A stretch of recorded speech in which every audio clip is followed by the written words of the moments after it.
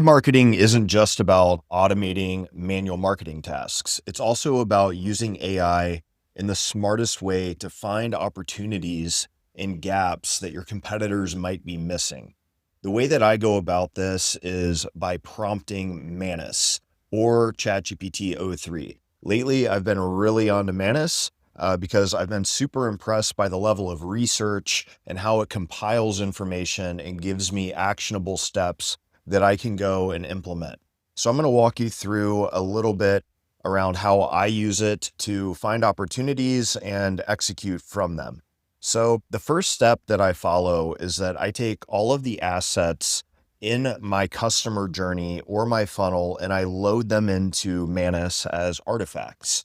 So if you think about your funnel, you've basically got, three stages here. You've got the top of the funnel, which we'll call traffic. You've got leads, which is kind of the middle of the funnel, and then you've got conversion. So within traffic, the assets that you might upload into Manus or the LLM that you use are your ads, maybe content that's trying to attract people to your website, things of that nature. What's the first touch point that a prospect is interacting with?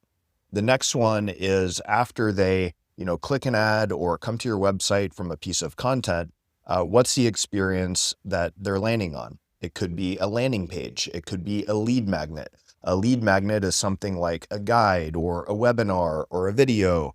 Maybe it's an ebook or a quiz, something like that, where your prospect is submitting their email in return for value from you. The third step is your conversion step. Now, this is where your nurturing sequences, your email follow-ups, your sales pages, thank you pages, things like that come into play. So what I want you to do is upload as many assets as possible and categorize them in your LLM. Say, hey, here's the traffic assets, here's the leads assets, and here's the conversion assets.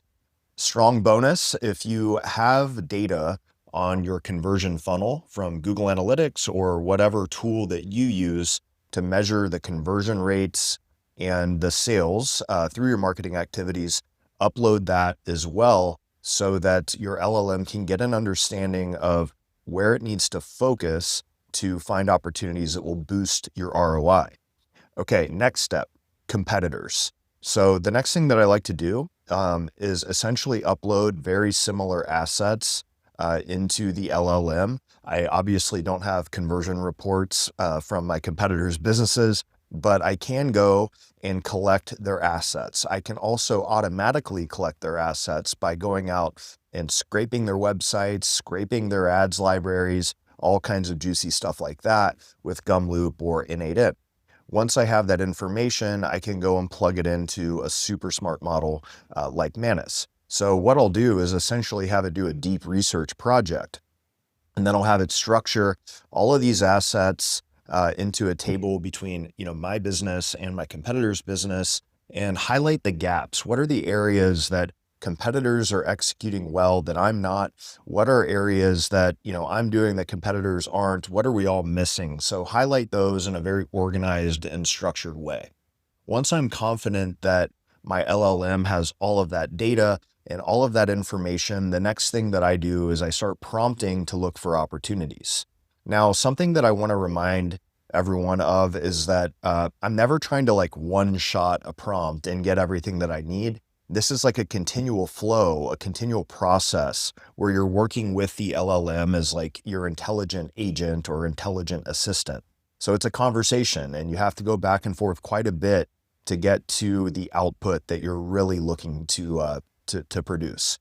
So one of the prompts that I like to use to kind of set the stage or set the frame with the LLM is this. You're a direct response marketer specialized in your industry or niche who perfectly blends influence and persuasion across every potential customer touch point while maintaining an elevated brand experience that builds trust and goodwill with my prospects. So I'm a huge fan of direct response marketing. I like following kind of the old school copywriters and, people who have created courses and, things like that. I think that they have some genius tactics for, driving conversion and driving sales. However, what I think they often miss is the second part, which is keep an elevated brand experience that builds trust and goodwill with my prospects. So if you can imagine kind of blending the best of both worlds, the best of direct response sales and direct response copy with, the brand experiences and the design that the top apps and prosumer, software products and things like that are using. You can really find a differentiated way to build funnels that drive conversion that a lot of players in your space are absolutely ignoring. So once I set the frame there, I ask a bunch of follow-up questions. And here's some examples of follow-up prompts that I use. Number one, how do I close competitor gaps while improving conversion and trust with my ICP? I think that a lot of people are focused on, short-term wins and short-term sales and, getting a ROAS right away and things like that. But my perspective is we want to be in the long game. Ultimately, your success is going to depend on, how much your customers and your audience and your community trust you and value the information that you're providing. Be the trusted advisor in your niche and make sure that, your assets and your brand and your copy are respecting your potential customer and not just trying to play on psychological tactics to get them to buy. All right, the next one. What am I missing in my copy that speaks to pain points and leverages principles of influence and buyer psychology? So to find pain points, you might have a workflow that goes and, looks at conversations happening on Reddit or comments in YouTube or something like that. What are those things that are really, raising the hand of your prospect and getting them to consider why your product might be the best solution for them? It all starts with these pain points, and you really need to leverage those in this funnel, in your copy, in your assets to get the best results.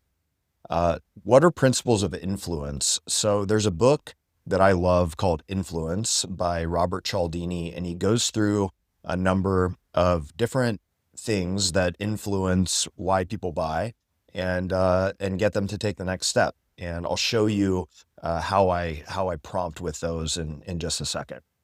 The next one that I may ask is, how can I better serve my customer in reaching their goals with an offer ladder that improves LTV or lifetime value?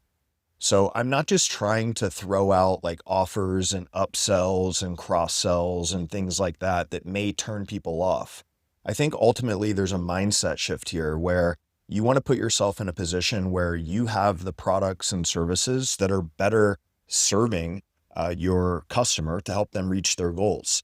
Now, how can you structure those in the best way, thinking through these, direct response funnels and things like that turn cold prospects into warm opportunities? So, you may have a webinar funnel or a video sales letter, or you may have a guide or resource that someone downloads. But how do I structure it in a way that improves lifetime value with these upsells? Maybe they want more, from me, more education, things like that. Instead of just looking for those short-term like order bumps and tripwires, think deeply about how you can build a differentiated experience that builds the relationship with the customer.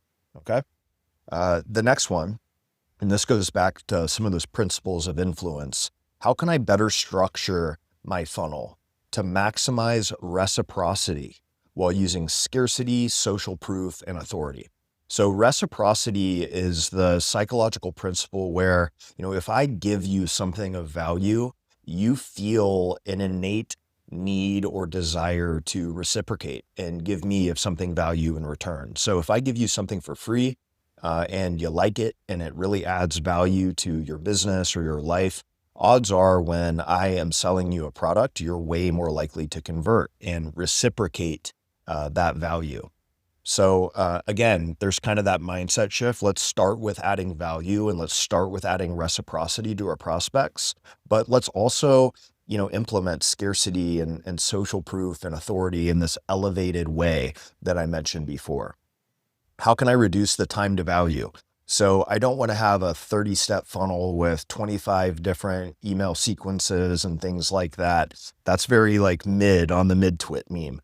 we want to kind of shift over here. So how can I quickly get people to the most valuable pieces of the customer experience? Let's be direct. Let's be simple. Let's not overcomplicate things. And let's make sure people can actually, get to the reason why they're here, which is solving their problem. And let's get them to it quicker, than others are doing. Next, give me a step-by-step plan with low, no code, vibe coding tools, workflow builders to execute these opportunities in the most direct way possible, reducing manual work, reducing manual time. Rank each opportunity by potential impact and effort required to execute. This is a really important thing, ranking by impact and effort. If you remember, all the growth hackers and the days of growth hacking, this was a really important step. So what you would do is sort of analyze your data, talk to your customers, come up with a bunch of hypotheses for, things that can move the needle. And then your goal is to find ones that have the highest potential impact and then the lowest amount of effort. These are the low-hanging fruit strategies and tactics that you can go out there and implement into your marketing to generate ROI quickly. So that's a question that I use to kind of evaluate which ones I can work on, which ones are a good fit for me to go execute, which ones I may need some additional help, from my team or contractors or agencies, whatever it is. Next one, knowing what you know now, how can we drive more qualified traffic into the funnel? So if I have a high converting funnel, I need to bring people into it in order to actually drive sales. Within these prompts and the information that I've provided, I've already told Manus in my case about my competitors. There's an understanding of my goals. It's got all of my assets. It's done the gap analysis. How do we get the right people into here? Talking about the pain points and stuff like that. You can reference back to your top of funnel content or your ads or things of that nature to assist your LLM in having the right context to answer this question properly. Next one, super important, often overlooked prompt. What opportunities am I missing? Very simple. Just ask it and it's got all this information and all this data. So perhaps the LLM will be able to highlight some things that, you didn't even think about and other folks aren't even thinking about too. So last thing, and this is an important thing to remember, this is not a one shot. I'm never using LLMs in a way that I expect it to come up with the right answer right away. I've talked about this before sometimes. Often I have like 2 to 3 different LLMs open at the same time, and I'm ping-ponging back and forth between them to refine, to edit, to get feedback, to get better prompts and ask better questions. So this might be a process of like 1 to 2 hours or something like that, where I'm really going deep and making sure all these artifacts and all this information is properly loaded up. And this is the type of thing that most folks aren't doing in their marketing. This is vibe marketing. So keep going as you work with these LLMs and think of this as a starting point or a launch pad. You're designing experiments. You're getting information 10 times faster than you could before with, the old school growth hacking days in the past. So once you have all this, remember you have to implement it. You have to test it. You have to collect the data. You have to see if it works. You have to go back and, do A/B testing or whatever and iterate. And that's how you're going to see a lot of success from vibe marketing. This is, again, to get ideas for tests. It's not just about workflow automation. It's so much more. Good luck and have a great week.